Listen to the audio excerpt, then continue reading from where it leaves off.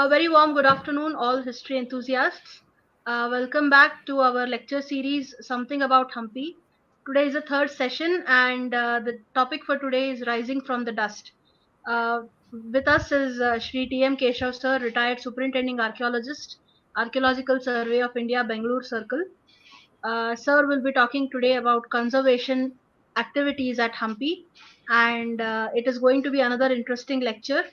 So, on behalf of myself, Nidhi, our entire executive team, and all our audience, once again I welcome Shri T M Keshav sir to this platform. Welcome, sir. Thank you. I also welcome my friend and the co-host of this session, Ms. Nidhi Katti, Vice President of the History Enthusiasts, to this session. Welcome, Nidhi. And Thank you. I also welcome all the executive members in their absence and our dear audience without whom our endeavors will be meaningless. So, without any further ado, I request Shri T M Keshav sir to begin today's topic. Thank you very much, Manali, Madam, and Nidhi. It is, I started the series with observation, dust, sun, mesmerizing musical stones like that. Once again, I end it with a grand sunset over the lake of Kamalapur, which is quite fascinating. See, the dust and smoke that Vijayanagara history created still lingers. We find that in 1565, the Vijayanagara dynasty or the Vijayanagara city, Hampi, comes to its sunset all of a sudden at the Battle of Talikota, Rakasagi Tangadagi, and the Muslim Confederation.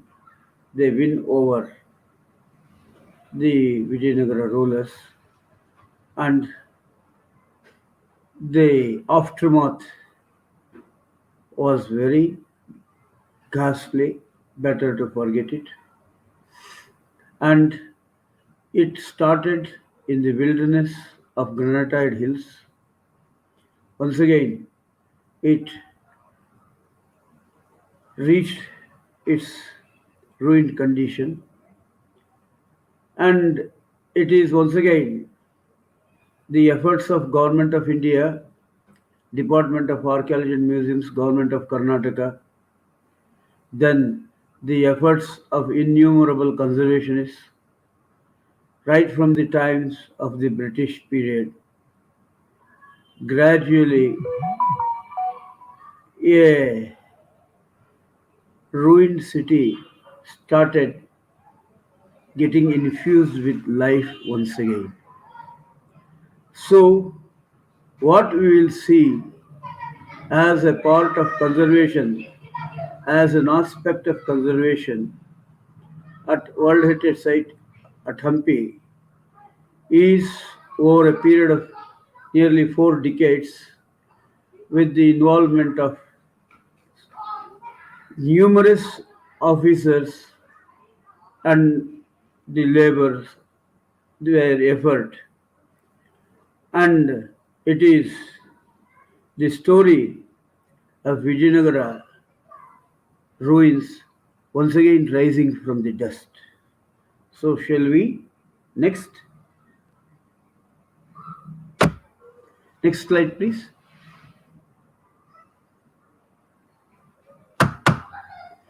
Now, here I have shown select conservation works at Hampi and how was Hampi. If you want to have any glimpses of the Hampi when it was not in ruins, this picture a painting drawn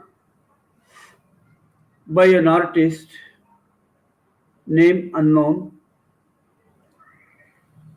He has visualized the Hampi, Vijayanagara, and it looked somewhat like this.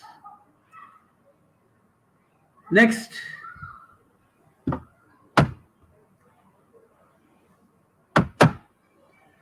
now you know very well, I have introduced you to Hampi. We will once again, everything has to be auspicious. Here also, the aspect of conservation we will initiate with Vinayaka of Sasvekalu Ganesha. Hampi is known right from the Ramayana times. It is the abode of Shivagirija. It is a Shaiva Kshetra. We have the evidences of Mauryan occupation of the place and all those things.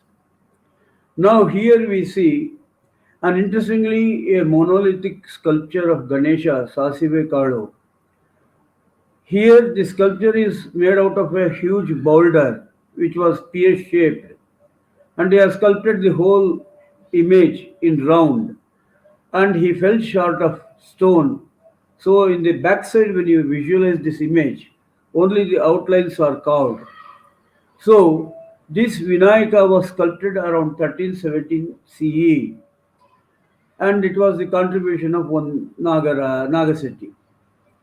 Similarly, in 1506, feeling that this particular statue is standing all alone, without shade, without protection, a trader coming from Chandragiri, Chinnaseti, he happens to have his granary nearby, and he decides to build a mantapa, Vinayaka Mantapa. In inscriptions, it is called Vinayaka Mantapa during the time of Sadava Narasimha. So, in a sort of in 1506 itself, we will find little bit conservation work that has been carried out, especially for this image protecting. And conservation is a process which is annual. That is why we find innumerable inscriptions all over the country recording the donations and gifts made by so many people, right from a poor man down to a king or an emperor, towards the annual maintenance of the religious structures or the cultural edifices that has been built. It is immaterial as to whose contribution it was, of the previous dynasty or the common man, a poor man, or any person. It was the necessity of protecting this annually, conducting annual repairs to this. That's how we find Kandas put in the Jirnodhara, which is broken, mutilated, damaged, and it's Jirnodhar. It's a regular feature. That's why usually all the lime stucco works of the spires over the superstructures or the superstructures are provided with a lime wash, and we see multiple layers of lime wash, sometimes so thick that the original features of the sculptures are lost in some cases. Next. Now, Hampi's description is very well known. I have said it is meandering Tungabhadra in the north, and we have this Shaiva Kshetra growing into an affluent city during the time of Vijayanagara dynasty of 1336 to 1565. The metropolis was known for its economic affluence and architectural splendor, hitherto unknown in the annals of Karnataka medieval history. Next. Now, these are the following problems that we encounter at the World Heritage Site Hampi. You can see, right, I have listed locations of this particular uh, problems of conservation. At foundation, the foundation has collapsed. the architectural units have given way, the pillar is slipping, the beams are sloping down, thus the problem is gets initiated. In the wall region, the joints open up and the external core starts bulging out, and at the eave level the load being unbearable sometimes, and also the shifting, the growth of vegetation has pushed out the eave stones outwards, and you can see the bhitti wall portion stands intact, whereas the eave portion is pushed out due to this water percolation, growth of vegetation, and subsidence in the foundation also. Now we find, due to the disturbance in the foundation, the roof slabs definitely gets disturbed due to the displacement of the pillars in position. And it is also true that these articulation of these stone units or architectural units at Hampi was simple methodology of socket and pivot system. Wherever necessary, iron clamps were placed. So here we find the ceiling unit over a garbhagriha in one of the shrines. The ceiling central unit of garbhagriha is missing, and it is Hampi means riches. Hampi means wealth. Hampi is simply rolling in gold. That's the concept of people even today. So the vagabonds, the treasure hunters, they unmindfully dig the floor and displace the original image from its position and damage the floor also. Next,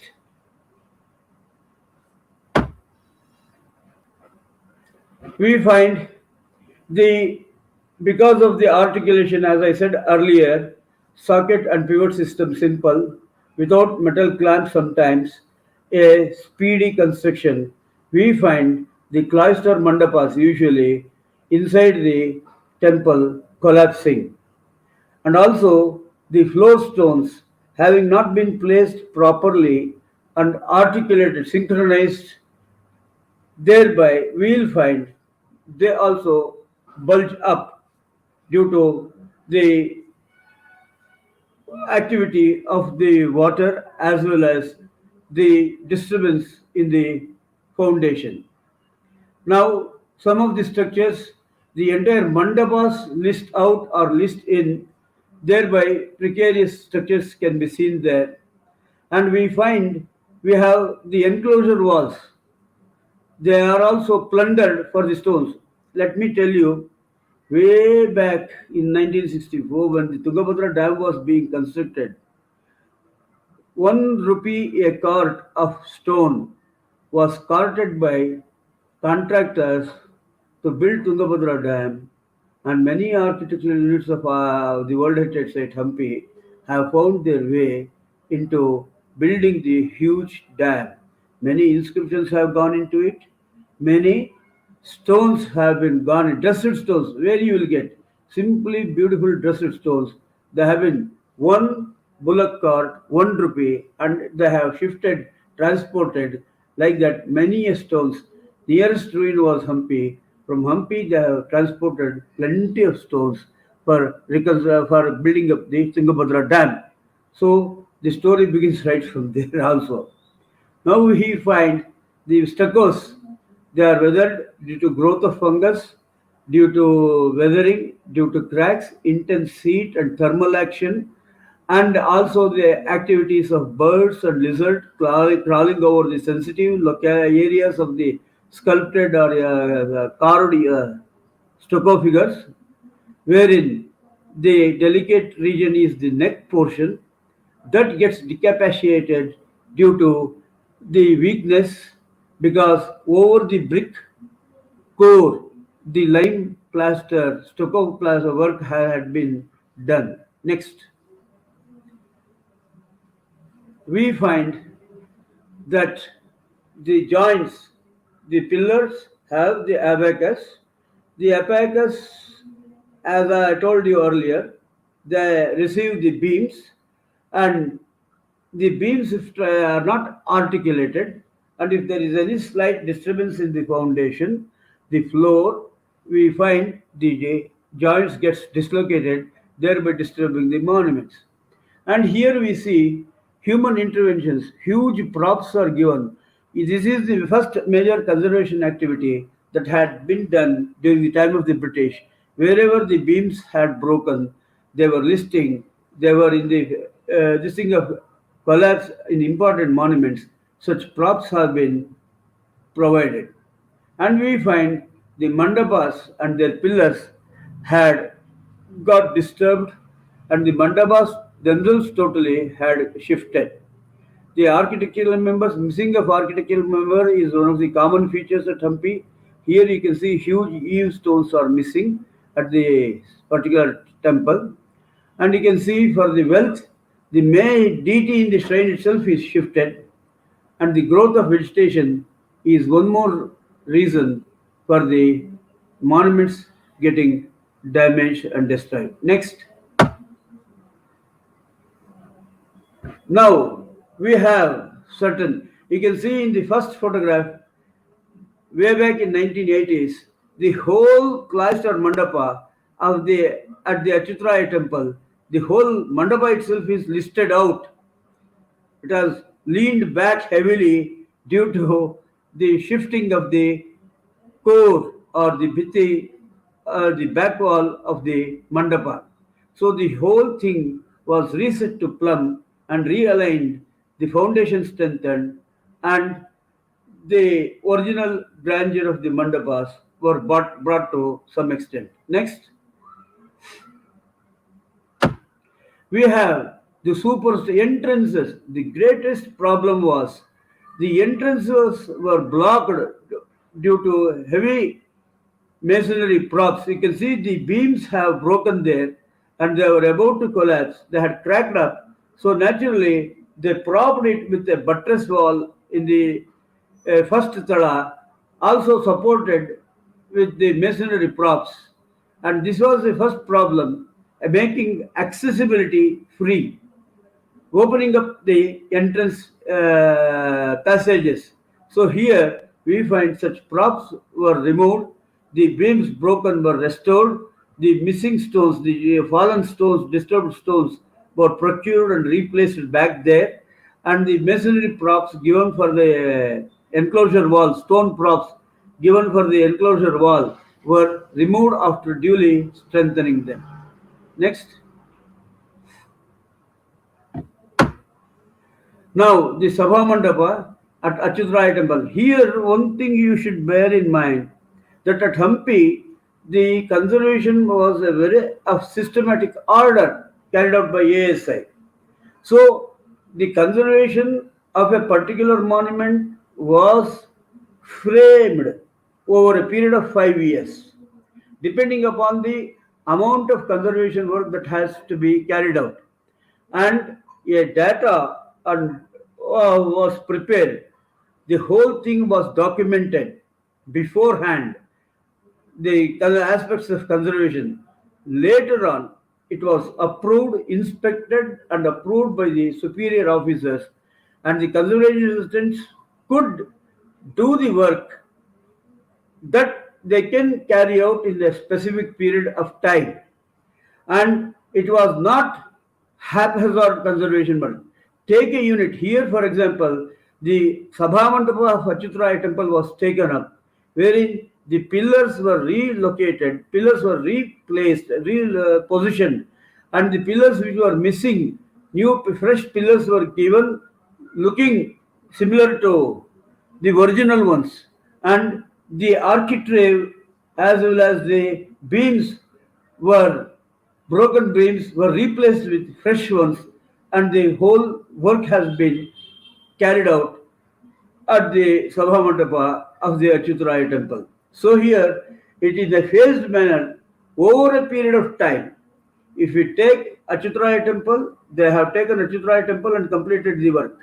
They have not allowed their concentration to deviate on any other monument. If they want Krishna temple, they have done it. So it was a phased manner. Since excavation was also going on, the labors were there because the attention of the officers had to be concentrated on one particular aspect of work there at Hampi. Because Hampi is such a place, you will know as yourself as I will show the further slides. It has got surprises. Next, you can see the whole mandapa at the Achyutaraya temple. This Sabha Mandapa work of Sabha Mandapa and the Utsav Mandapa were taken together. You can see the whole, simply they tied ropes to the corners of the pillars and they pulled down the whole structure so that the revival of Hampi was not possible by the later rulers. That was the concept and they executed it to the fineness. Here the foundation had collapsed, pillars disturbed of the Utsav Mandapa, and here we find whatever that material were available for that particular mandapa, it was collected, then conservation were carried out after strengthening the foundation. Next.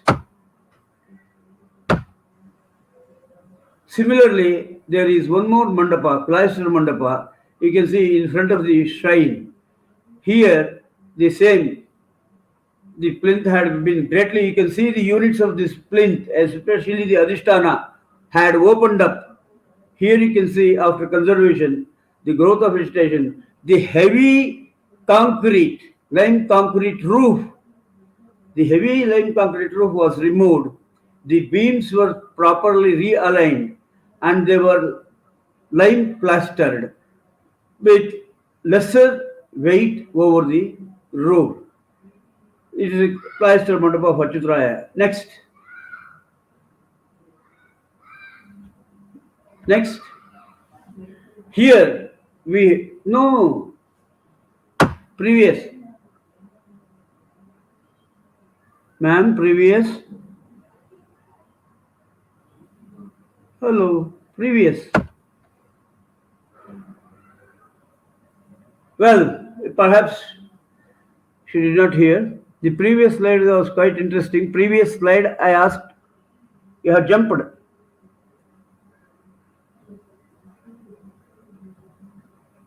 Well, we find that Achyutaraya temple had a wide, more than 40-meter wide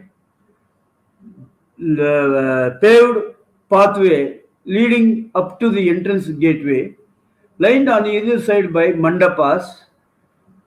Some of them were missing, some of them were intact with their pillars and their this thing, greatly disturbed architectural units, and the whole wide pathway or wide approach was paved. It is here while we everything we had to do systematically, scientifically, as such, we excavated the region in 10 by 10 trenches. While we were excavating, in the same place, we got more than 80 gold coins of the Pana, the Belekas variety, at the entrance of the bazaar itself, which unfortunately had been lost by a trader or a visitor. And thus we hear everything has to be done very meticulously, and without doing anything scientifically, we cannot indulge in conservation work at Hampi. Next, I wanted the previous slide, previous to the previous, because that had an important previous. Go previous. Yeah. This is no. Yeah, this is the one. Here I am showing a flight of steps nearer the mandapas. This is the approach flight of steps onto the rooftops of these mandapas in the bazaar, Achyuta Bazaar. This is for the visitors visiting the bazaar during festive occasions. When there is a car festival in this street, the people could go to the top of these mandapas, using it as an access galleries, so that they can watch the proceedings in the car street without being a nuisance or without disturbing the function. So they acted as galleries viewers galleries right in those times. That's why a separate flight of steps were created on either side so that the entire length of half a kilometer, 1 kilometer, the people can walk up to the end along with the procession without disturbing the accumulating themselves in the center of the procession. Next and next. Next. Now, one such no, please, previous. Yeah. Why there is a confusion? Here we find there is a Pushkarani, and this Pushkarani is quite interesting, wherein it has a central pavilion, wherein that pavilion, the Adhisthana level only, the water would stand.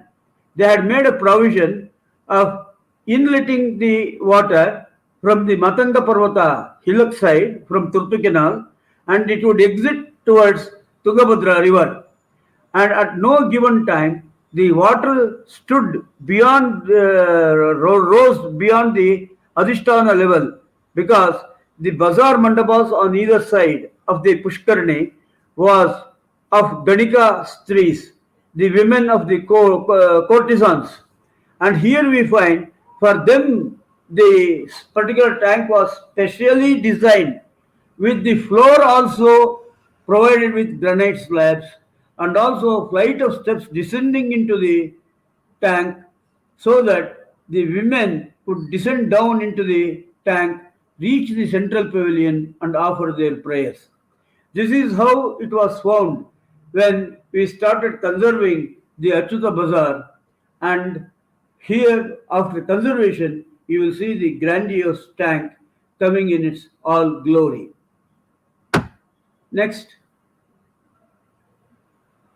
and the approach path sometimes provides us the problems for the simple reason on either side are the habitation. This is the Anantashayana Gudi, wherein the monument is there in the foreground in the front of you, and on either side this was the approach path which had huge large slabs, and also these approach road had been accessed by all the houses nearby, the drainage, the water percolation, everything. So the whole area was filthy. So the entire approach path was relaid, provided with huge screen walls, so that anything of the modernized Anantashayana Gudi does not spill over to the main entrance path. Next, the Mahadwara. You can see how the Mahadwara has listed many stones missing in the Adhisthana, the plinth portion, the pillars dislocated. The whole thing was restored at Anantashayana Gudi. Next, relaying of the floor was a major problem over there. Many of the stones were missing. So a specific pattern was arrived at by looking into the existing floor, and the floor stones have been relayed wherever they have gone missing. The work looks very small, but when as you start doing it, it gets elaborate, and it gets more. It has to more area has to be covered so that a homogeneous floor could be arrived at. Next, you can see the flight of steps leading to Achyutaraya temple from the Virupaksha temple. They had sloped down, collapsed at many places. Vegetation had grown, and the whole thing was redone, and the Mahadwara flight of steps leading to Achyutaraya temple was done. So here I am showing you even the flight of steps had to be restored by the department. Next, this is the Bhima's gate. The fort wall had been disturbed, they had gone out of plumb, and it has to be restored. The out of plumb stones were reset back in the position. There was a sculpture of Bhima slaying Kichika. Yes, and here we have a sculpture of this. Now the roof, previous, go back, next please. Now, next, yeah. Here is Chandikeshwara temple. The main roof of the Navaranga mandapa had opened up, the plaster had decayed, rainwater used to rush into this, and the stones, the pillars had listed inside. It had to be set right to plumb. The extra weight had to be removed. Weight has to be removed. So the conservation work of removing the decayed mortar, dead mortar, was taken up. It was removed. The pillars, beams, broken beams were strengthened. The pillars were set in position, and once again the roof slabs were covered because the central ceiling had developed problems, cracks, and posed problem of conservation. Next, this is the Chandikeshwara temple interior. This is how it looked, which we had to strengthen. Next, next.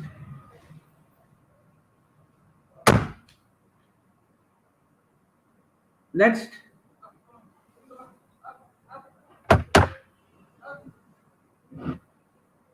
and here is one very good example of how the people who had an eye for the treasures, buried treasures, had opened up a shrine.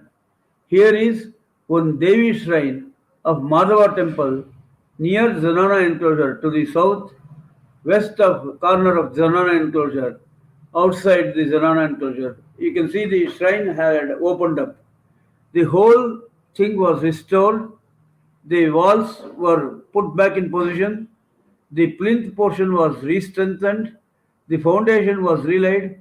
The whole thing built bit by bit back to its original shape and original condition. Next. This is the entrance portico and the extent parapet of the Shala Kuta and Panjara unit of the Prastara of the Mukhamandapa of Ganagiti Jaina temple. You can see the pillars had listed. The same thing has been restored and put back in position, and after due strengthening of the structure above the beam, that is the parapet. Next. This is after restoring and strengthening the parapet, and the whole monument was landscaped with green vegetation, the grass growth, as well as providing an ambience in the elevation to the monument. Next. This is the beams had been propped up interiorly, broken beams. So fresh beams had to be given, replaced, the props removed and strengthened. This is of the Ganagiti Jaina temple. Next. Next. This is the general view. This is the landscape view of the entire monument. Next. The enclosure walls of Dandanayaka. There are many enclosures in the citadel area. Each palace area is enclosed by its own wall, and thus we find series of enclosure walls protecting the structures secular inside. Here one such wall is that of Dandanayaka, the chieftain, and that wall which had been greatly disturbed has been reset to plumb. If it is just behind Hazaramaswamy temple, if you go to Hampi visiting, you can see this wall, restored wall. Next.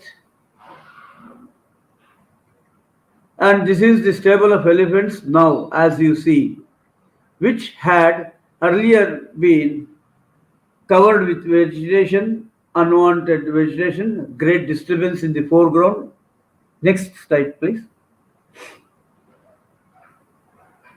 This is how it was when we took up the work. It was under cultivation also. It was plowed in front, and the greatest plenty of debris were there. Those debris were removed. After the cultivation stopped, the area leveled, then landscaped. Next, this is Ganagiti Jaina temple. Next. Now here is one mandapa on way to Vithala temple. This is Gejjala Mandapa. It was buried, the first at the level of Adhisthana was buried, and growth of rank vegetation was there. The vegetation was removed, and when the area was excavated, the plinth, our first course of plinth was traced and exposed. Next. This is the present landscape of Hazarama temple. Next. This is the Deepastamba in front of the Hanuman shrine of Hazarama temple, which had collapsed there. There was a bit of stone missing. Myself and Ranganath, the conservation assistant, we searched for a stone befitting this particular measurement, and then brought the stone, and we used it for reconstruction and restoration. 38 pieces of the stone were put together to make the pillar stand once again. It is in front of Hazarama temple even now. Next. Now at Kadalekalu Ganesha, all of a sudden the corner of pitching that had been given by the Vijayanagara builders, it had collapsed due to heavy rains, and the whole pitching had collapsed, endangering the plinth Adhisthana of the Kadalekalu Ganesha temple. So it had been reset. It is during the course of work. The collapsed stones were removed. The whole thing was strengthened and has been repitched. Next. Previous, go to that Krishna. This is one important thing. This is the image Balakrishna, which was brought from Odisha, Kalinga, and this image is at present in Egmore Museum, Madras. For this image, a shrine was built by Krishnadevaraya in 1513 CE AD, and this shows a baby Krishna with jinglings around his waist and a nupura with a Chennavira, a Vakshahara, the hair turban tied in the form of a usual for a child's hairdress, has his left hand kept in the thigh, mutilated, the right hand held a ball of butter, and the child is shown smiling. Kasturi tilakam, you can see the description aptly suits this. Kasturi tilakam lalatapalake vakshastale shobikostugabam nasagre namoptikam, mutilated, nose is mutilated. Kare kankanam.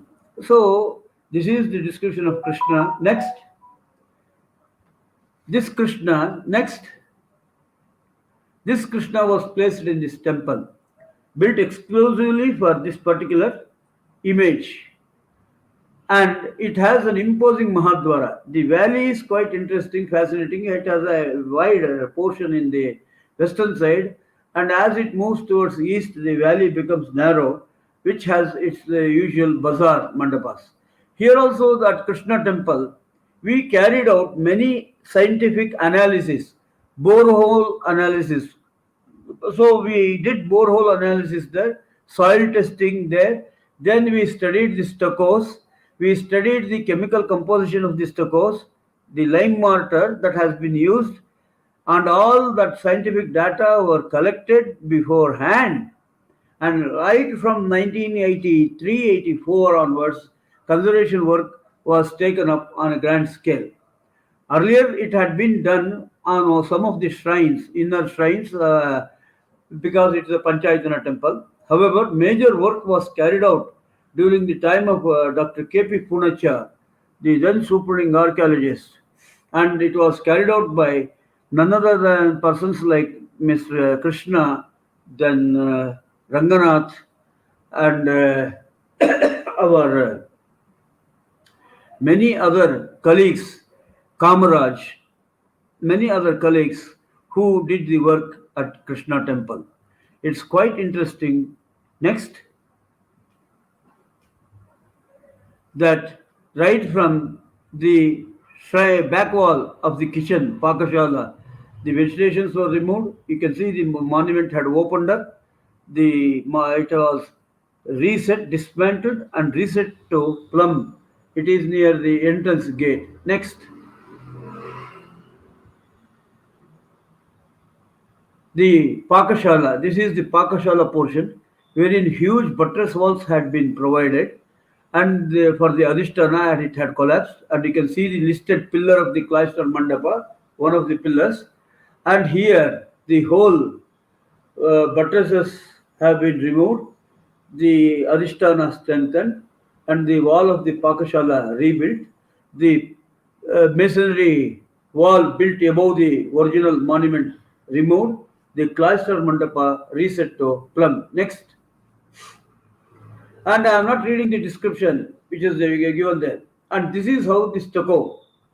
So we had to test before taking up the complete restoration work.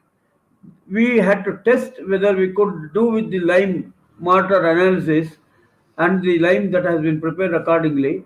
So we took one stucco for a trial, and the whole architectural unit of the Tada with this mutilated stucco was put to experimentation, analysis, and then the whole work of conservation carried out on this.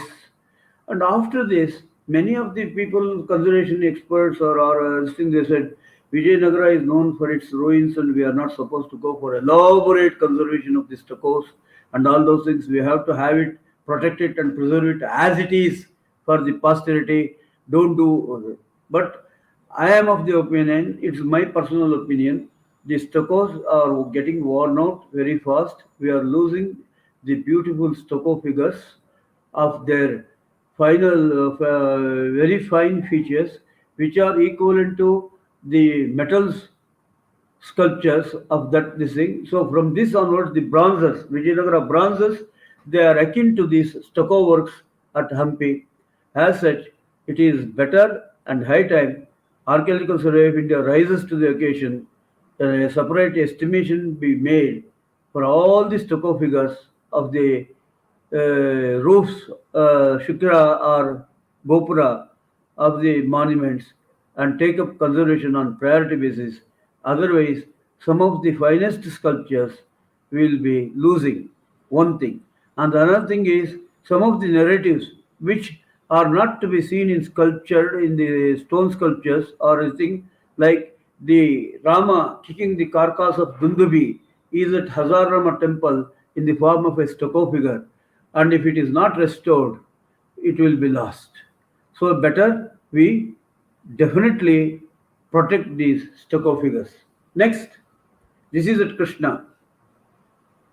Now the cloister mandapa had been provided with props, built with masonry walls. All those things were removed, the plinths strengthened, and the whole cloister mandapa in the south west corner restored. Next. Now, bazaar mandapas. Bazaar, we go on excavating bazaar. Each bazaar at Hampi has a different architecture. This has come into light when we excavated the Vitala temple bazaar, wherein in the front, fronting the bazaar mandapas, is the huge, great, wide road or pathway laid in black cotton soil and riverine sand and rammed to perfection over split boulder floor.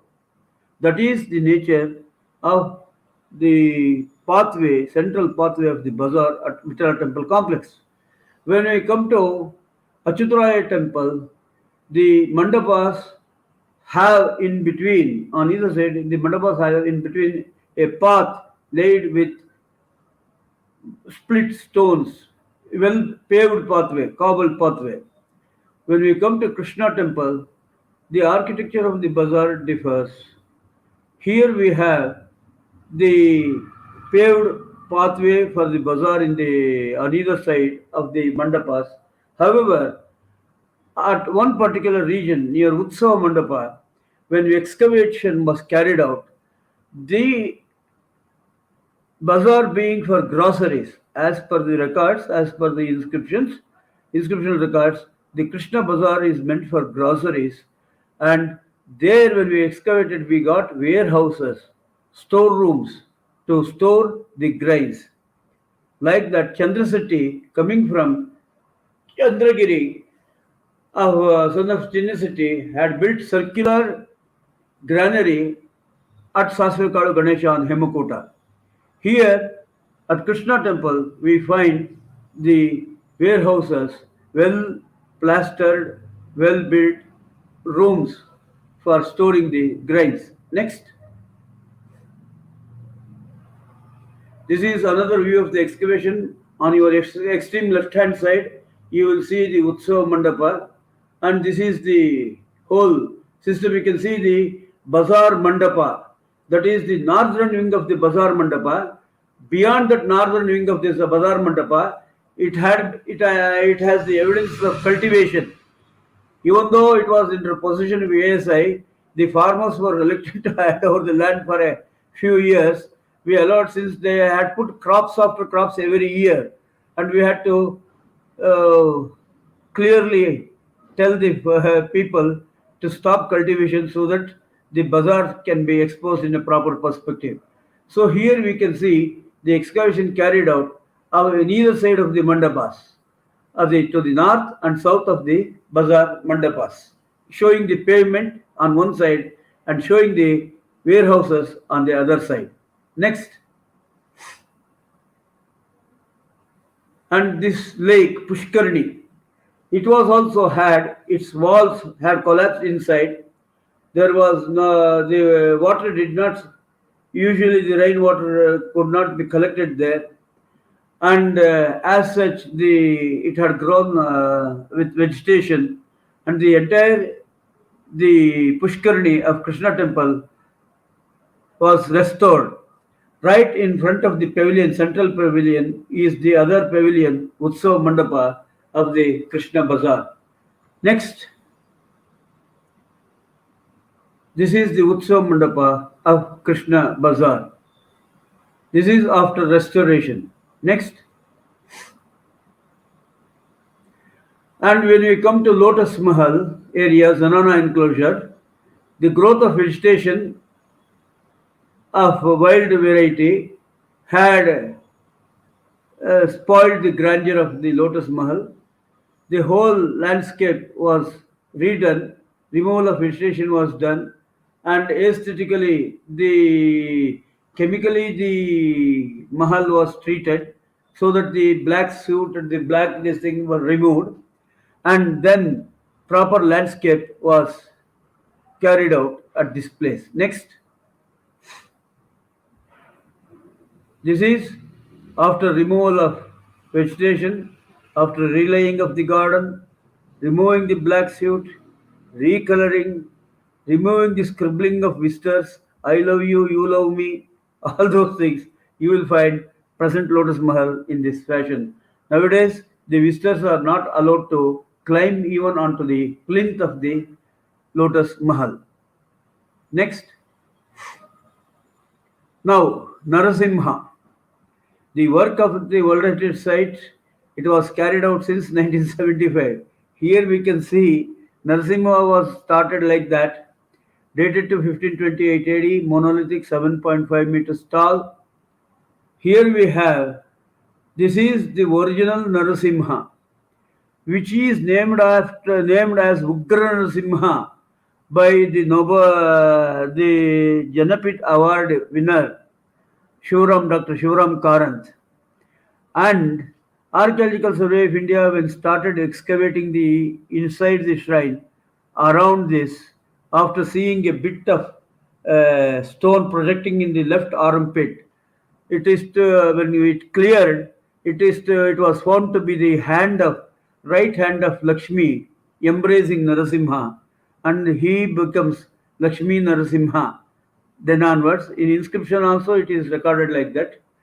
And unfortunately, this was not known. We started restoring. You can see the upper lips were restored, the snake hoods were restored, the Kirtimukha Torna was restored, the chest portion of the DT was restored, the broken legs were replaced because they were found in situ in position at the spot on the floor. The Yogapatta was provided to hold it in position because evidences of Yogapatta were there, and we find the whole Narasimha is restored to the present status. While we are doing the complete this thing, we had the head and bust of Lakshmi also found in the while clearing the debris, and ASI had thought of putting it back, and Dr. Shivram Karanth, he came down very heavily, telling that ASI is doing a whole renovation of the entire statue. Stop it! It is Ugra Simha. It should not be done like that. So the Honorable Prime Minister then, Mr. Rajiv Gandhi, said, "Stop wholesome conservation." That's how now your Narasimha looks like this. Next. Now, bazaar mandapas. This was the condition of bazaar mandapas in front of many a temples, and we had to restore these bazaar mandapas. Here is Brahmavitala temple, old Shiva temple, which has got its bazaar mandapas, which had greatly disturbed and had collapsed pillars and the mandapas. It has been restored, and the whole street redone, relaid proper perspective. Next. Encroachments. Encroachments were the major issues for the department. A small extension of Tamilians, poor people, had occupied the Pattabhirama temple area. So we had to remove them, then landscape the whole area. The entrance mandapa was the bathroom of a householder in that area. Next, this is after landscaping. Right there, that mandapa which was not to be seen at all, it had been totally covered. That mandapa was used as a house by one of the occupants, encroachers. Next, this is the superstructure of the eastern super entrance of the Pattabhirama temple was blocked like this by masonry props. They had to be cleared, strengthened, and especially the each tala had certain units missing, which were provided. Next, mind you, this is collection of photographs from 19 over a period of 30 to 40 years. Some of them are in black and white, some of them are in color. So you will find the difference of before and after in the black and white also. We may not get that accurate picture. However, when you see it in the color, you will come to know. This is the landscaping of underground Shiva temple that has been completed. Right on way to Hampi from Kamalapur, you will get this temple near Akatangir Gundo. Next, this is Suler Bhavi. This is the famous Kuparama Vatika, at Malapanagudi, wherein that whole well was strengthened and the payments were provided around the flight of steps and a landscape or garden was made. It is the Kuparama Vatika. Only this much portion has been protected by ASI, so it could not go for landscaping the whole area. So that once again the revival of the landscape with huge trees could be done. Next, these are the two granaries built by Chandracity, son of Chinnacity, near Sasvekalu Ganesha.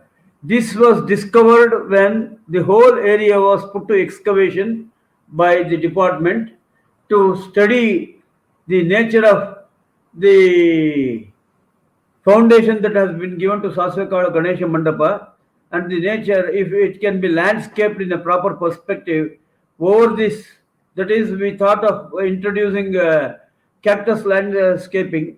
That was not done later on after studying these features at the Sasvekala Ganesha. When we cleared this area only of the earth, we got that inscription dating this particular place, this Mandapa, Vinayaka Mandapa, to 1506 AD. Next. This is one major temple, a compact Shiva temple known as Varaha temple because of the royal emblem Varaha, which is in front of the entrance gateway, at the entrance gateway. This mandapa, the mandapas had collapsed, the mandapa had collapsed, the front mandapa, and it is during the restoration. It has been completely restored now, and it is right opposite to the Achyutaraya Bazaar. Next. This is Virupaksha temple and its bazaar. So huge the bazaar mandapas. You will get a grandiose view of Virupaksha temple and its bazaar. Next. Vitala temple complex. You have seen previously also. It has got the Sabha Mandapa, Garuda Mandapa, that is stone chariot, and then it has got the Dhwaja Mandapa, then Tulsi Brindavana.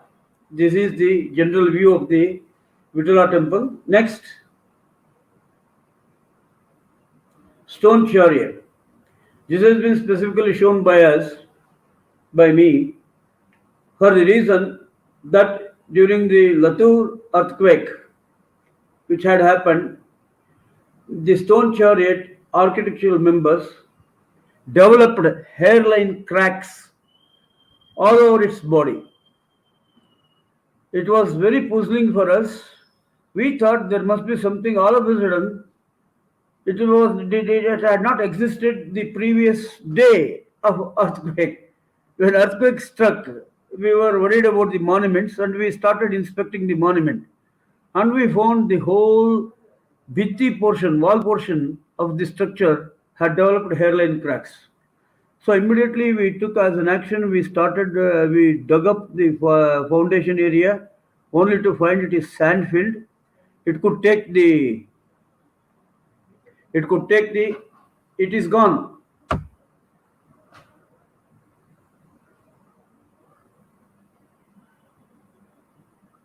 Screen, ma'am. Just give me a minute, sir. There may be some issue. Yeah. I'll just check it. Sure.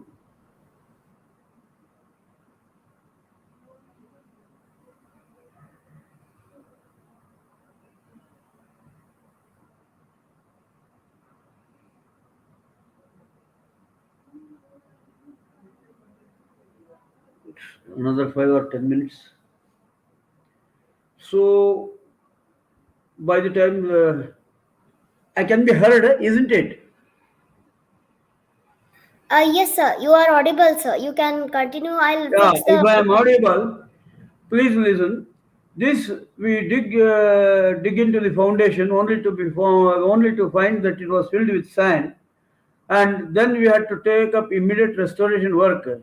Then meticulously we started stitching, filling in the cracks and restitching it with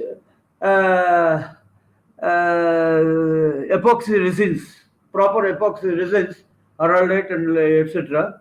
We injected them into the cracks. We checked it up thoroughly.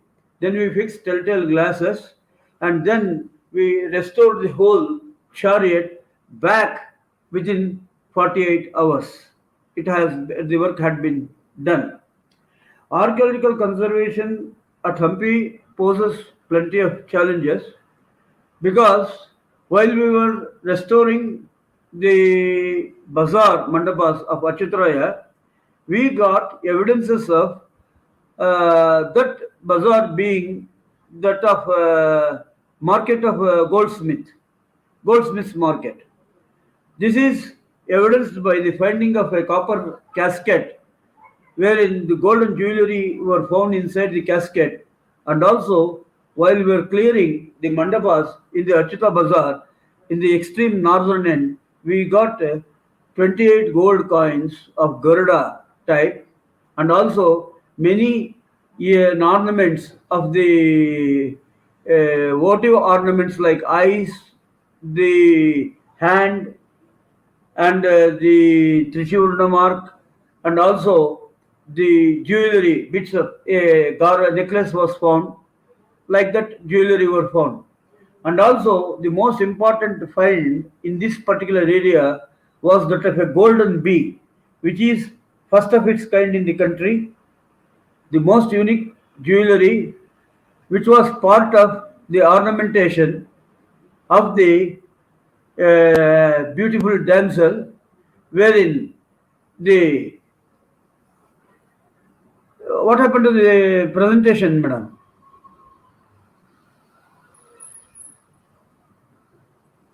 Sir, just give me 2 minutes. I'll fix it. Yeah. Just give me 2 minutes. Now, Yes. this golden jewelry is the most unique. It is a bee, golden bee, and it was the pendant, central pendant of a pearl necklace of a beautiful damsel. And at Hampi, the problem is any nook and corner you start conserving, you will find evidences of the history of the World Heritage Site. For example, at Prasanna Narasimha Temple, we were clearing the Mahadwara, the corner of Mahadwara of its debris. We found the golden padakas, central padakas of the or golden bracelets of the main deity in the sanctum, buried in a rush to avoid it being taken away by the invaders. At the same time, while we were relaying the whole Adhisthana and the plinth of the Mukhamandapa of the Devi Shrine at Vitala Temple, we found as many as 80 utensils in copper, silver, and gold plated of the puja items, which were buried in a rush inside the Adhisthana of the Devi Shrine, wherein whole thing without being cleaned, even the vessels that had been used for cooking, with their suit, they had not been even washed, they had been buried down into this particular one pit, which we had to expose and excavate. Thus, we find the conservation at Hampi is very challenging because when we dismantled the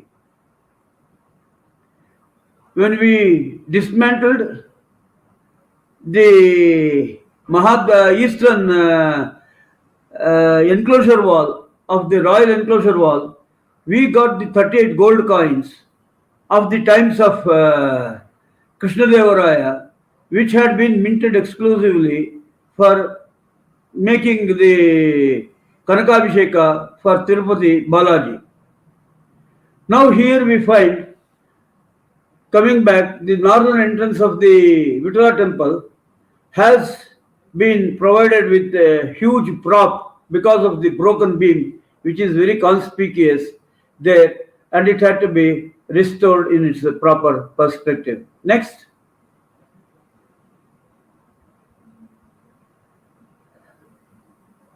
So the vestibule, you can see that the vestibule, since it had been burned down, many architecture, the inner wall inner core of the wall portion had developed huge cracks and broken down, and it had to be restored. The ceiling units were missing, the beams were broken, whole thing was removed and provided with fresh stone masonry props, and the whole vestibule re-articulated. Next.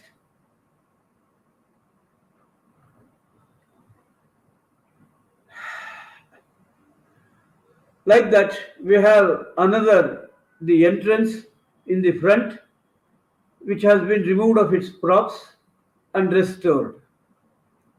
Next.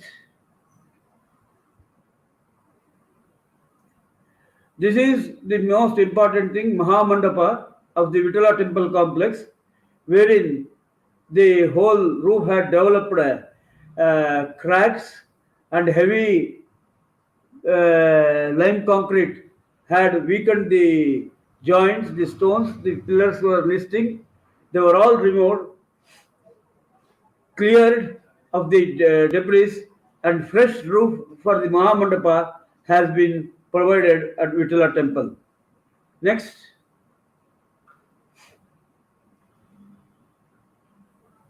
You can see the masonry prop in the Kalyana Mandapa. The Kalyana Mandapa has been, Kalyana Mandapa floor has been restored. Next slide. This is the Kalyana Mandapa general view. Next. No, you have jumped. This is the floor of the Mandapa, Kalyana Mandapa, which has been relaid. The undulated, disturbed floor has been removed and relaid with the same architectural members afresh in a proper perspective after strengthening the Adhisthana, the plinth of the Mandapa, central pavilion. Next.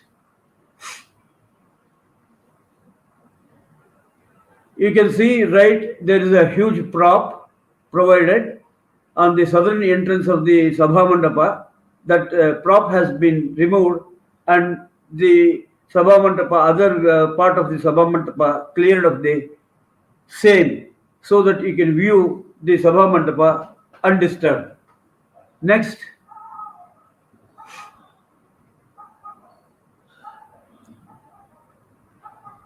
This is the Alvar shrines that had collapsed. Only present extent, only this much is available for us after restoration. In inscriptions around 1548 or so, we get references. 12 shrines were built in the northern wall of the cloister mandapa, built in the northern wall of the Vitala temple complex. There is an inscription to that effect. And here we find the collapsed mandapas were re-strengthened, and whatever the pillars that were available and part of the mandapa that was available has been put into its original position. Next. This is how the tanks get buried with debris, and they lose their functioning capabilities, and also the growth of vegetation. To prevent tourists from getting into such tanks, we had to restore the tanks, accidentally fall into the tanks, and we have restored the whole tank, and you can see fresh water has collected in the recent rains. Next. It is stepped well. Here is this once again shown, the restoration of stepped wells, tanks and water bodies. Even now we have done it successively in the Vitala temple region, wherein right from the Pushkarini down to smaller lakes, smaller ponds, stepped wells, all of them have been restored now. Next.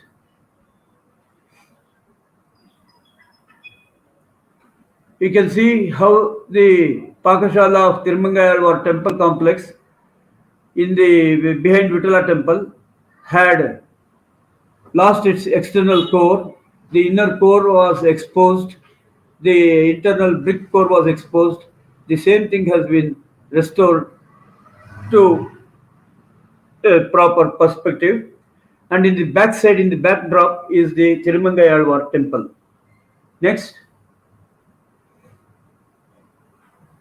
this is the Lokapavani of Pushkarni of Vitala Bazaar when it had its embankment collapsed. Even though the water, there was a lot of silt inside the tank, the whole thing was removed. The tank was the flight of steps which had collapsed was relayed. The whole thing cleared in a proper perspective. Next. So that fresh water has accumulated in the rains. Now this tank is the most sought after tank because of its full of water, and it is said that it is sacred tank of the divine god Vithala, so nobody enters into that. It is seen that ASI sees that because the tank is so deep, it is more than 18 feet deep. So the foreign nationals, whoever sees such huge tank, they feel like swimming because of the Hampi and its summer. So we are preventing them to enter into the tank. Now also you can see fresh water stagnated in the tank. The actually the water points which were earlier covered because of the silt has been removed, cleared. So fresh water every annually fresh water collects into this tank. It will be very beautiful to see light blue water the entire length and breadth of the tank. Next.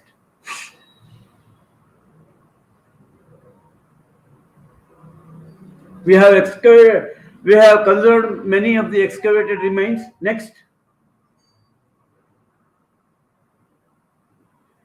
This is how we have done it in royal enclosure. Next.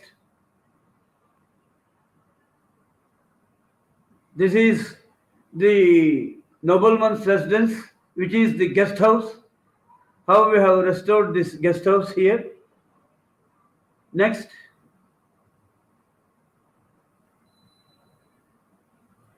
This is the most important thing, excavated and restored stepped tank at royal enclosure. Next.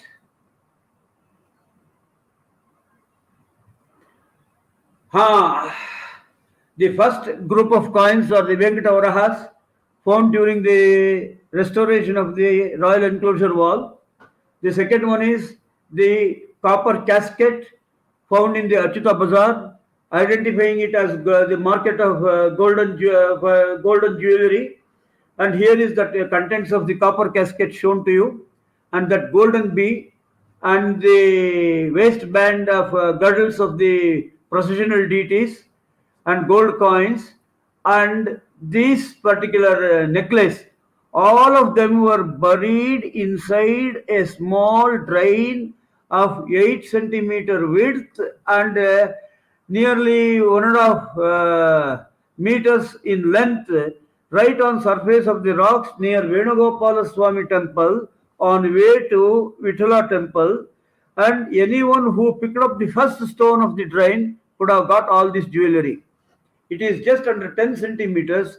These jewelries were found. Next. This is that golden bee, only one of its kind in the country. Beautiful blue stones for the eyes, then rubies for the wings and the body, and opal for the back, the abdomen region. One of the finest jewelry, the face, the hook is there in the front. The hook did have the string of pearls, and this particular bee decorated the bosom of a beautiful damsel of Vijayanagara times. Next.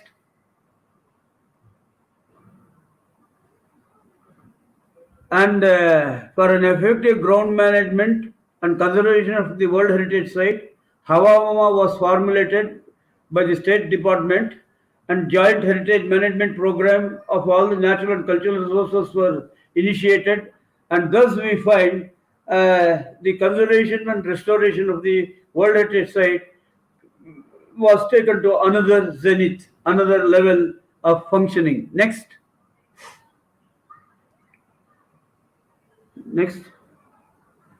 This is the figure drawn by me to show you. Wait. This is stucco conservation. That is the most important aspect. How the brick core originally was there, which was given a rough in lime mortar applique for the shape. Then fine plaster was used for giving the final shape to the stone. This, when I was in good mood, I drew this drawing. Next.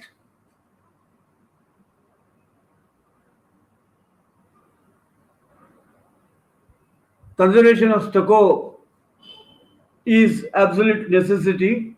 Here, unless we restore lime plaster, these particular architectural members, redo the thing that are missing, we may not have the Vijayanagara superstructure or the stuccos standing for a longer duration for posterity. It has to be taken up on priority for restoration. Next.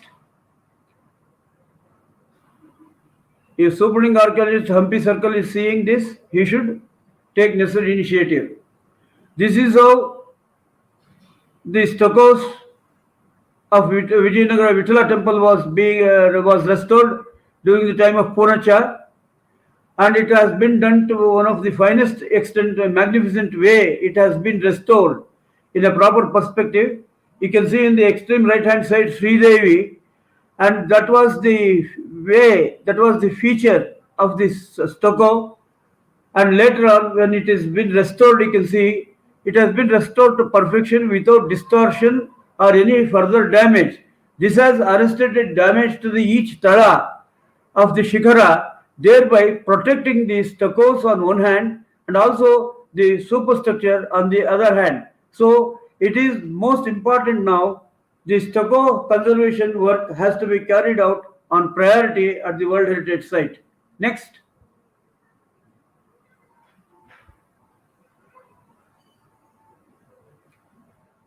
You have got another view. If these figures are to be restored, see here we have got a unique Bhairava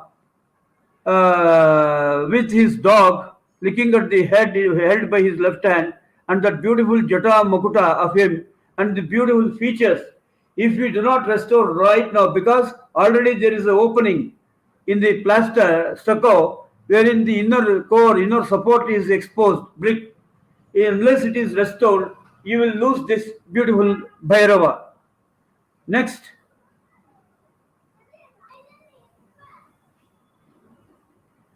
So, Virupaksha temple was earlier protected by Archaeological Survey, State Department of Archaeology until 2003. Only after 2003, Archaeological Survey of India took its position as a nationally important monument, and now ASI is protecting an area of 15.9 acres spread in survey numbers 109, 130, 135, 136, 149, 153, including Bazaar. This is how the Virupaksha temple and its bazaar has been taken over by ASI for production in 2003. Next.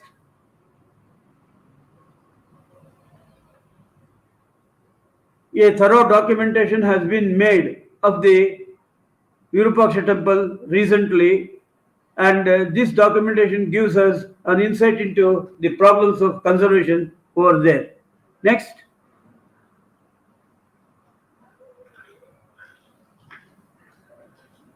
Encroachment and illegal constructions are also plague the World Heritage Site at Hampi, and as such we have got the Virupaksha Bazaar. Next.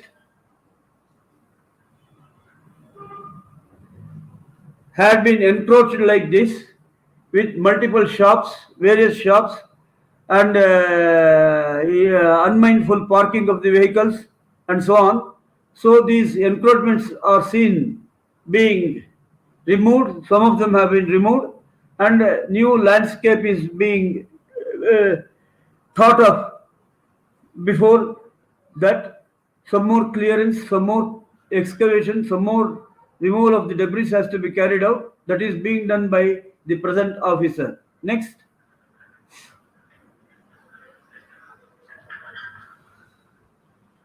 Next. Yeah, it takes in. See how it is encroachment is shown. Next.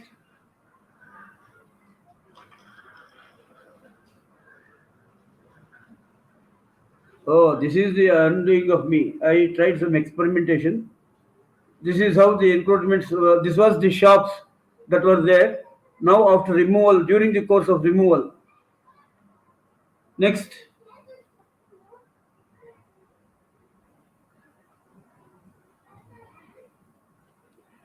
And it gives me immense satisfaction that through this institution and through YouTube, as a departmental man, I have spoken regarding the various conservation aspects or works of conservation in at Hampi, in and around at Hampi of Archaeological Survey of India, but I had not reached the common man or the common platform. So I thank the institution very much for having provided me an opportunity to speak about the various problems of conservation at the World Heritage Site and about Hampi. And still Hampi is endless. It work at Hampi never stops. It keeps going. I will try to keep rolling the wheel of knowledge till this wheel, that is I, exit from the world. I am thankful to you people, and I hope to see you in my other ventures. Perhaps I would like to redo the excavation of Hampi in a proper perspective of various enclosures, and also I would like to make you all know about one of the most unique stupas of Buddhist nature unearthed at Kanaganahalli, Gulbarga, a meditation of 10 years for me, wherein one of the finest stupas of India has been exposed only to rot in hot sun and squabbles of the officers for its proper conservation. I would like to bring it to your knowledge about the stupa next month, perhaps, and you yourself will enforce yourself upon the government and the department to restore it in proper perspective. Thank you. Love you all.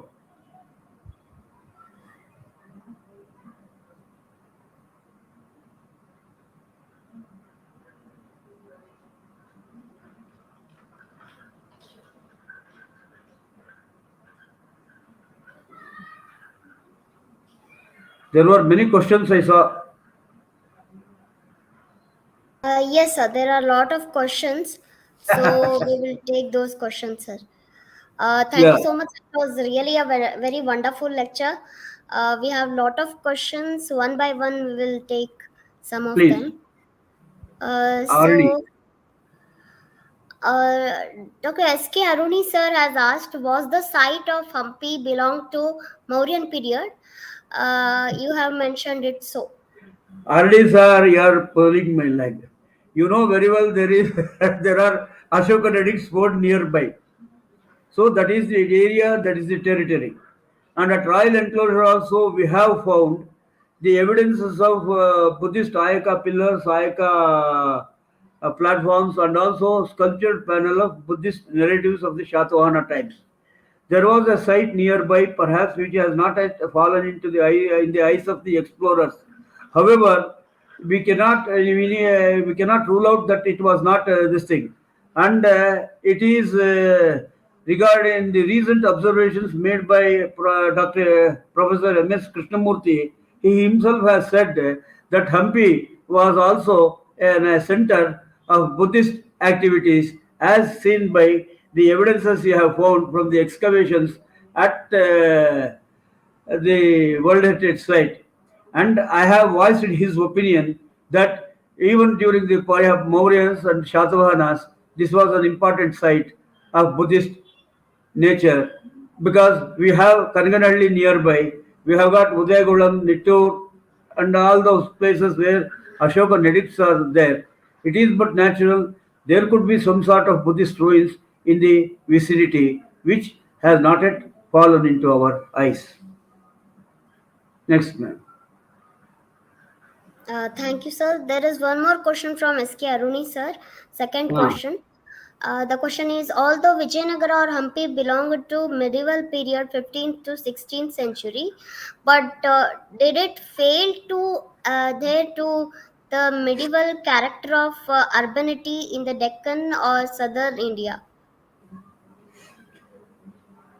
We cannot generalize the nature of Hampi restricting itself or falling in the line with the urbanity in the Deccan or southern India, because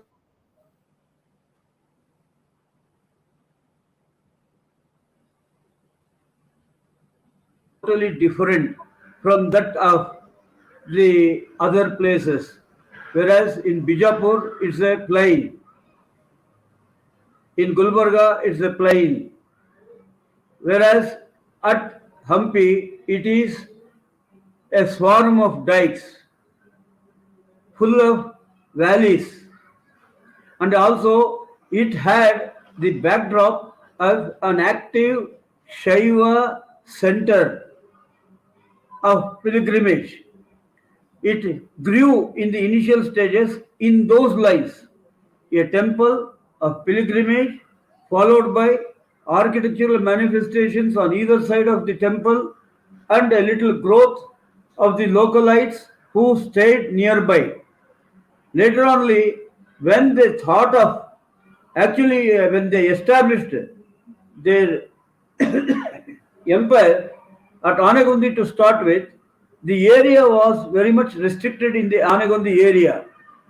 So it was not conducive.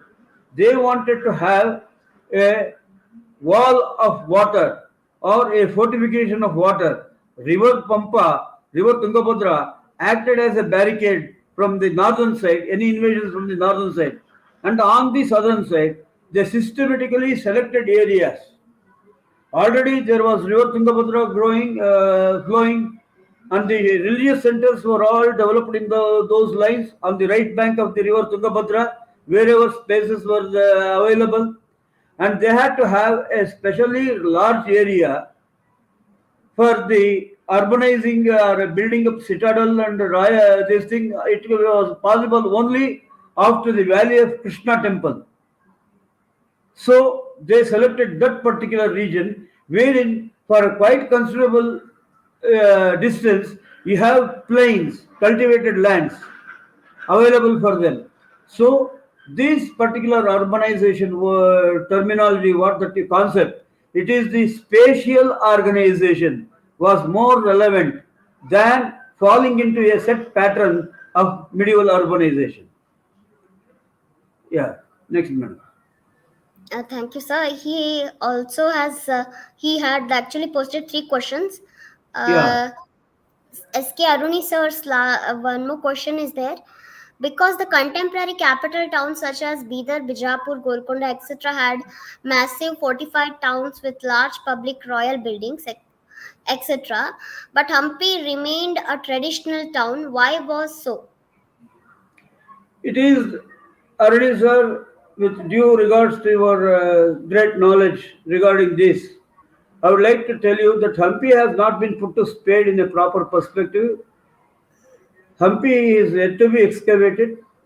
I, after 45 years, I discovered the Jagannatha sculpture at Hampi. After 45 years of my service, even many scholars, much before me, came into that area and worked at Hampi right from 1950s, right from 1940s.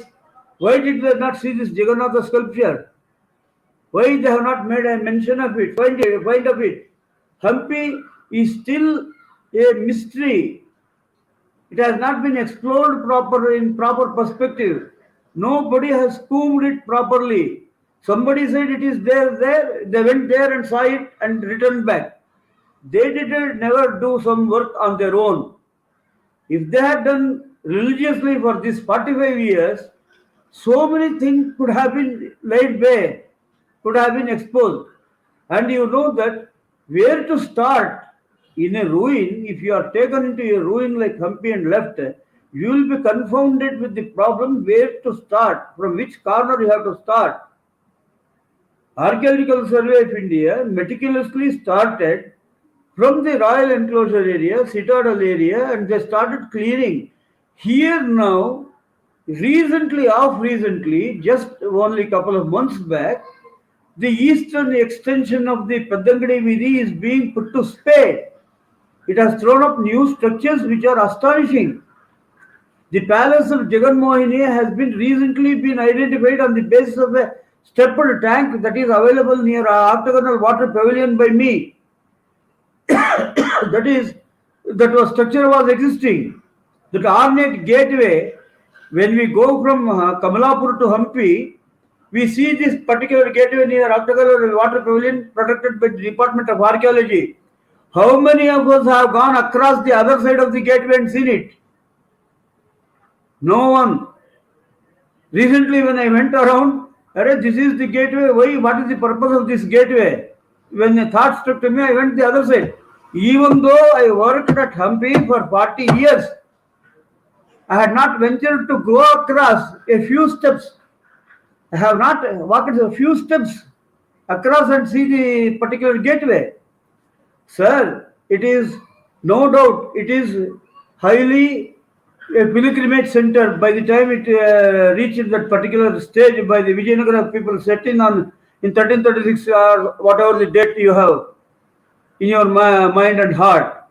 But it was basically, you know very well, all the important townships and cities of the country, they grow around major religious center of the place. It is the characteristic feature of Indian art and Indian architecture, Indian urbanization. You have because it was the court of justice, it was a school, it was everything. It was the hub, central hub of the society. Around it grew the township or city. Traditional, it is traditional. You call it as traditional. Definitely it is traditional. It is secular also.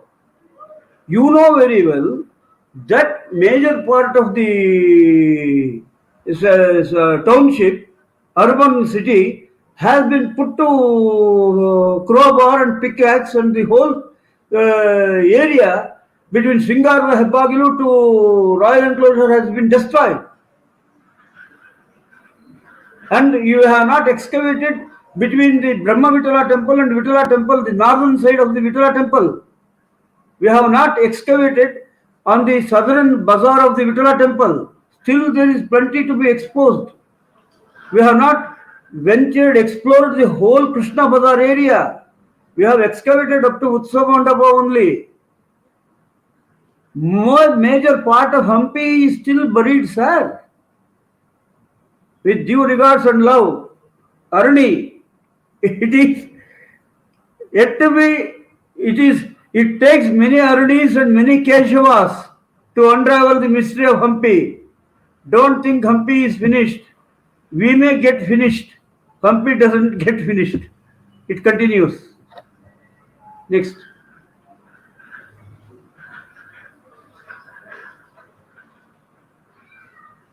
This has been the Mauryan edicts are found in the neighborhood of Hampi, but the site cannot be taken as Mauryan period site.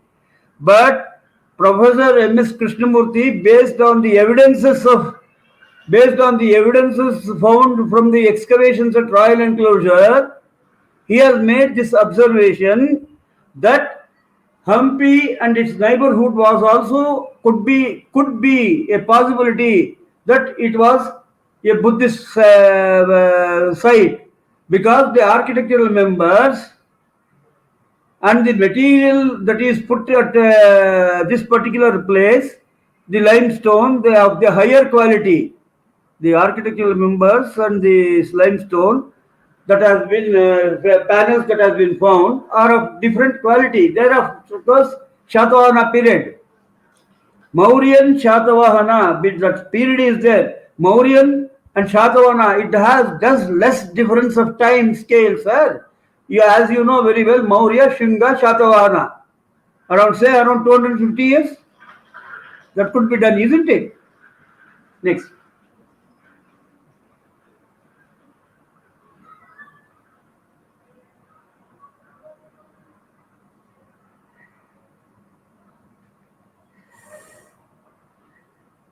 Sir, with due regards, with love towards you, I won't claim myself as a person who has a great knowledge of Hampi and its site and its this thing. Hampi has been, many people have, with their choice of subject at Hampi, they have selected their own subjects at Hampi. They have done work. Michelle has done, many people has done. Everybody has written about Hampi right from the time of our the great man of forgotten empires.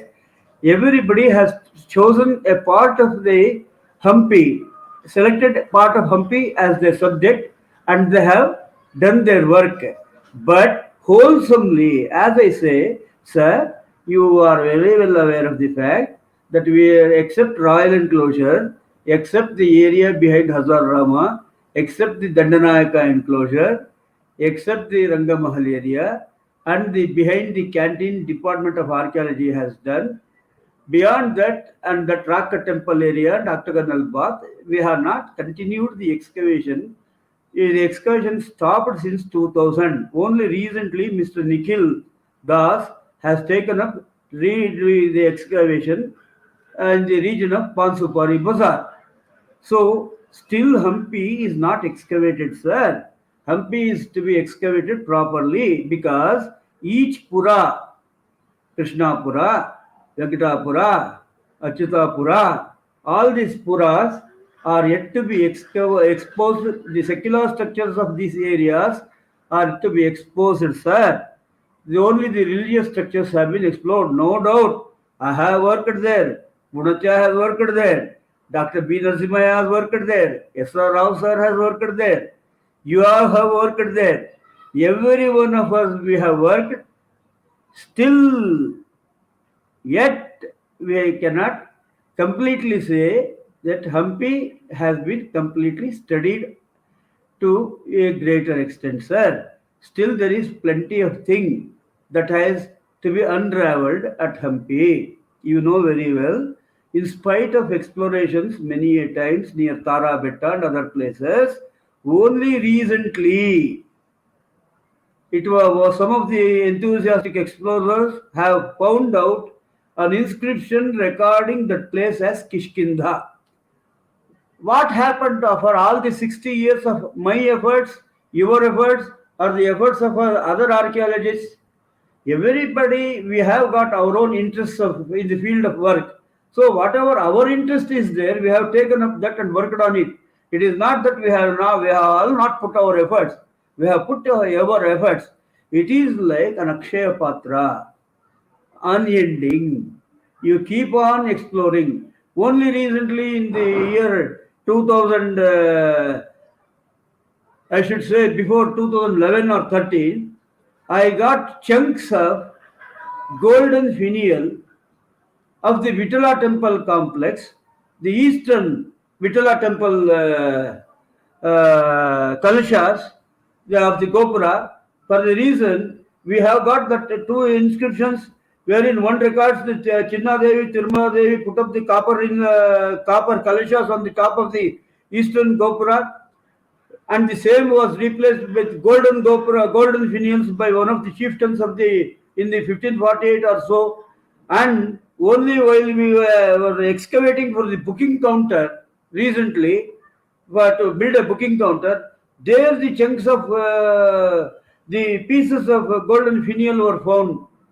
And unless only they got, sir, we got a few pieces of gold piece in this particular region, the people told me, and I said, bring it, let me see. Only after seeing it, I came to know that they were the part of the golden finial because of the ornamentation and decoration over them. Beaded decoration and scroll design and creeper design. All the things. These are the evidences of the aftermath of the battle. Here you see, here is the golden finial of the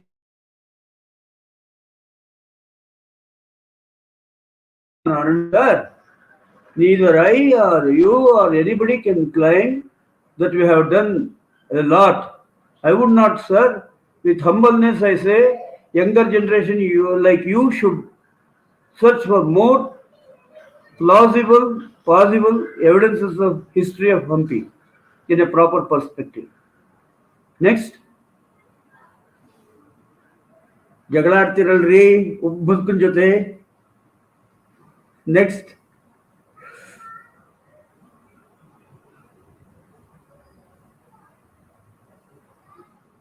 Nidhi.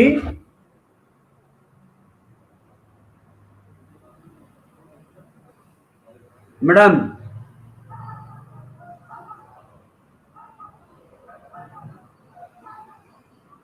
next,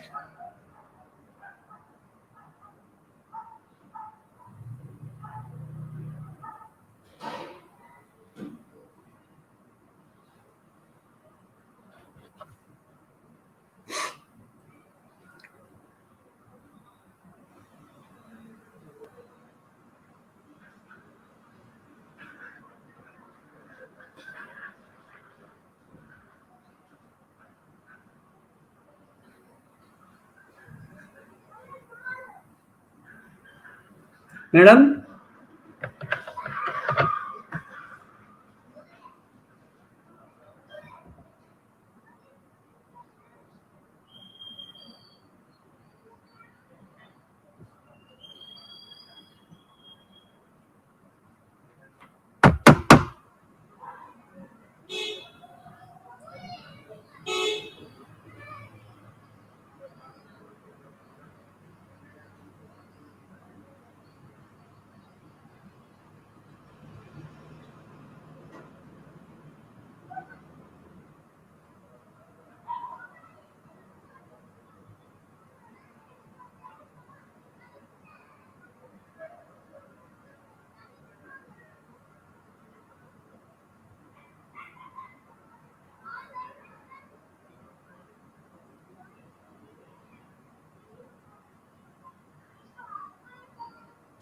Madam, are you there?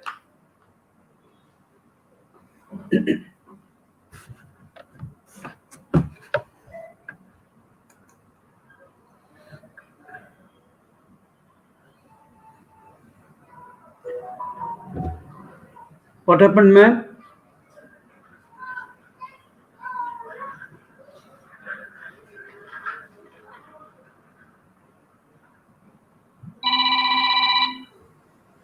Hello, madam. Just 2 minutes they are joining back. Yeah, Our internet got disconnected in the chat. yeah. Just Sure.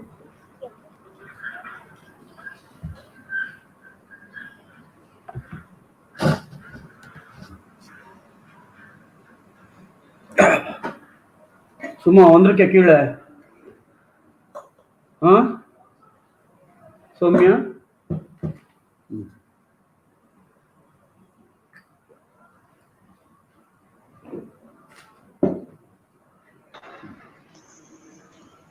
Hello, sir. Yeah, I'm sorry for the inconvenience, sir. I thought Nidhi was there. I had come to the doctor, sir. I'm joining from outside. yeah, Did Nidhi take up questions, sir? yeah. Yes, please. One second, sir. I'm not able to hear your voice. Are you not in a position to hear my voice? Can't you? Just one second, sir. You should be hearing. Hello. Yes, ma'am. Can you hear me?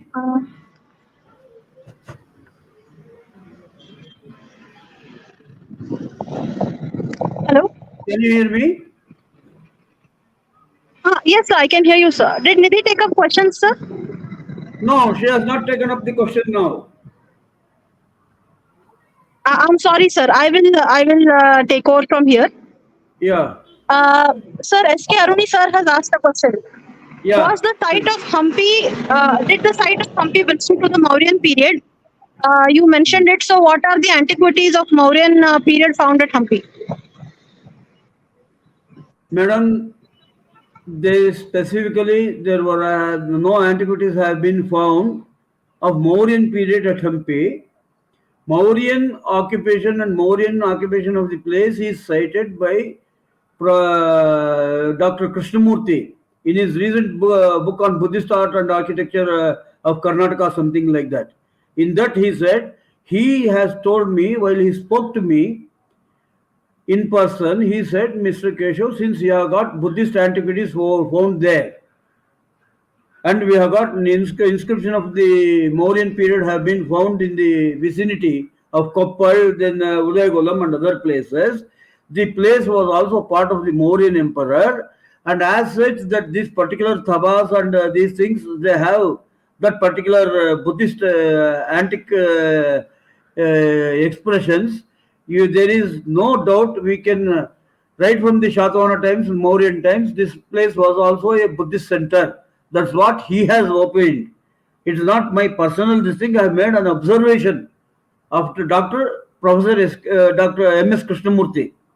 So, any further doubts in this regard, Mr. Arune should ask the question to Dr. M.S. Krishnamurti.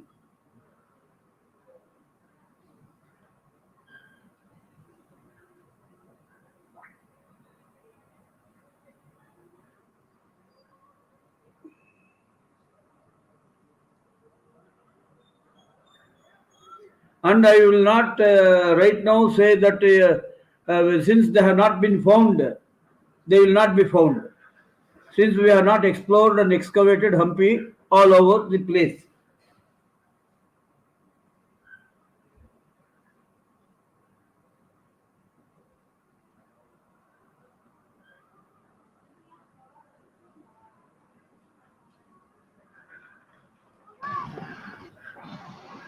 Uh, Sorry, Yes, sir. ma'am. Nidhi was calling me. Actually, the phone got the stream got disconnected. Yeah. Extremely sorry, sir. This has never happened before. No problem. There is another question. Another second question by Dr. S.K. Aruni, sir. I have Although replied it. Vijayanagara or Hampi belong to the medieval period, that is Um, 15th, 16th century, but did it fail to adhere to the medieval character of no, urbanity in the Deccan or I have southern answered India? this. I have Because the answered this. contemporary capital towns. Yes, sir. I have answered this. This has been answered. All the three questions of Aruni sir has been answered by me. The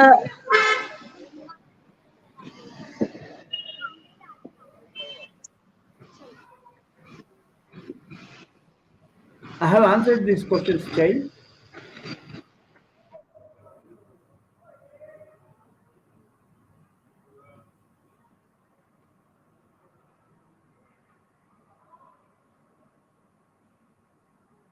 Yeah, I have answered these questions.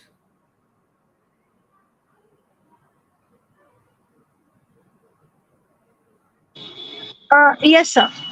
There is a question, another question by, I think, Nandan Shastri, sir. Have you ever applied Parallet B72, which is far better coating than that of polyvinyl acetate on stone sculptures in Hampi? We have not, I don't think we have put any chemical preservatives over the sculptures at Hampi. It has been, So the question is on the screen. yeah, I'm seeing that. Parallel B72, which has been said. We have not made any experimentations of this particular chemical. It is the Archaeological Survey of India chemical branch that has to answer this particular question. But as far as my knowledge goes, until I retired in 2014, no such experimentation with a new this thing has been done, and it is only that a clear water wash has been given to the sculptures to dust it off and protect it from this thing. No, since the place is a dry area, no such chemical has been experimented with. Since if it were a place of growth of algae and fungi, then there might be necessity of giving such coatings. Thank you, Yes, sir. ma'am. Uh, Dr. S.K. Aruni, sir, has made an observation here. Yes, ma'am. Sir, great respect, I disagree that Hampi is not well explored archaeologically. In fact, Hampi is one of the longest period archaeological excavations conducted.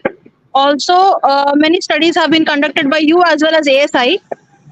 In fact, Hampi has overshadowed over many medieval sites like Chitradurga, Ikkeri, Keladi, Srirangapatna, Uchangi, Barpur, Uppinangadi, etc.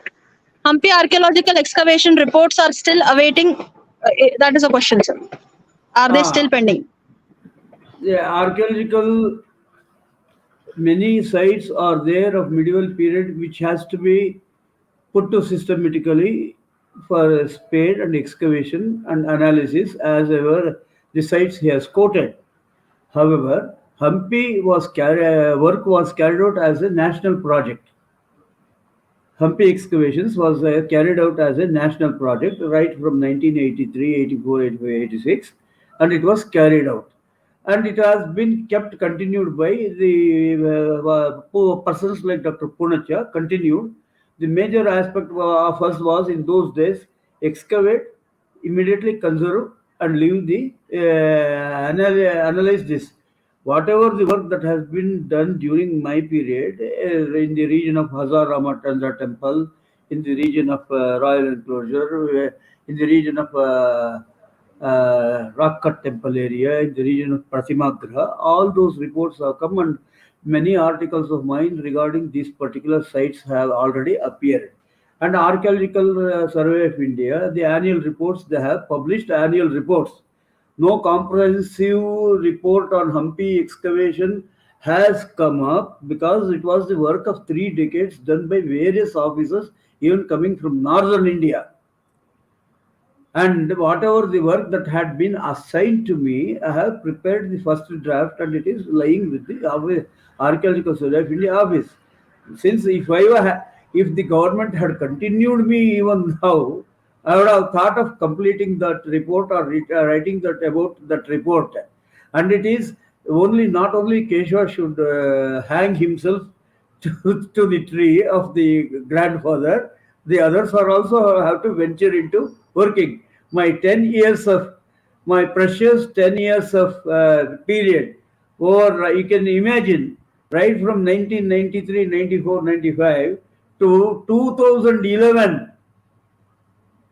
Until 2011, I was busy writing the report of the excavation of the excavating Kanaganahalli and writing the report of Kanaganahalli excavation, and I was away from the mainstream for more than 15 years. Myself and Vishwesharaya, Dr. Sheshadri were kept away from the main headquarters. You should sit at one place to write the reports of excavation at Hampi at one place, isn't it? Burden should be shared by mutually equally by the officers. And there were many people who worked for a short while. They have not even written half a page of report of the work what they have done at Hampi, and they have walked away.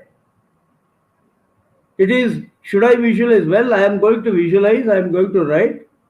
And it is there is a plenty of difference. Arni is young, I am aged, my walking will be slow, and he can walk faster. Well, thanks Arni for your concern. I am trying my level best. You can expect a sort of proper write-up on Hampi excavation, especially in the region of Royal Enclosure, when I send an article to C.B. Patil regarding the latest observation of the newly identified structures in the Royal Enclosure of its excavation, apart from the observations made by Dr. B. Narasimhaya. And I would look forward for the younger generation like you also to participate along with us. Next. Sorry, Aruni. Yes, ma'am.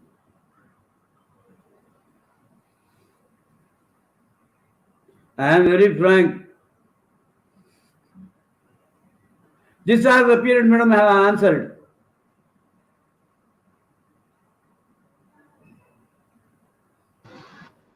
Nidhi, all questions have been answered.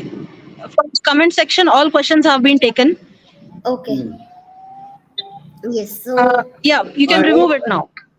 I hope a yes. couple of people have seen this session of Hampi conservation. Yes. So Hmm. there are no more questions in the comment section. Yeah. Nidhi, do you want to add anything? I am sorry, actually, I was not present in greater part of the lecture. I'm going to watch it later on. I had to come to the doctor. That's why. So I apologize for it.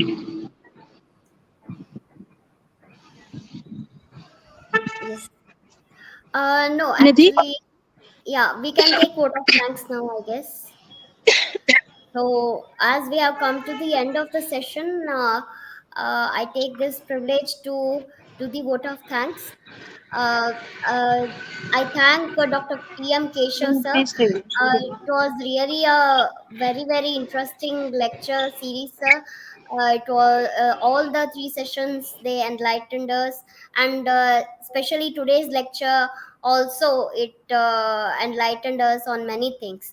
So, thank you so much, sir, for giving this wonderful session to the platform of history enthusiasts. Thank you, sir. Thank you so much. Thank And you. thank you, sir. And we request your blessings and support for the history enthusiast in future too. Thank you, sir. Thank you so much. Is Thank you. there. Thank you, My sir. blessings are there. Whenever you find you need a change, you can communicate with me. I'll come out Yes. with something new. Sure, sir. Sure. It will be Okay. our pleasure, sir. Yeah. Thank you, ma'am. Thank you, sir. And I also take this privilege to thank the President of History Enthusiasts, Miss Manali Momaya. Thank you so much, Manali, for being so supportive in this series and your new ideas. It always uh, develops the history enthusiasts. Thank you so much. And I also thank And I also thank specially Dr. S.K. Aruni sir. He is constantly live with our lectures and constantly guiding us and giving us new ideas. Thank you so much, sir, for supporting us and attending this series. As we observed that sir has attended all the three lectures constantly. Thank you, sir. Thank you so much for actively participating in our uh, uh, something about Hampi lecture series. I also thank our honorary president, Dr. Nandan Shastri sir, who also joined this series for 3 days. Thank you, sir. Thank you so much. And all the executive members who supported us to conduct this. Thank you. Thank you, everyone. And stay tuned for our next lecture, next initiatives, and something new about history. We will come with new ideas. Stay tuned, stay happy, have a very, very happy weekend and Sunday. Thank you so much. Go have a good night. Right. See you, ma. Thank you, sir. See you, sir. Yeah. So we are ending our broadcast here. Thank you, everyone. Thank you so much.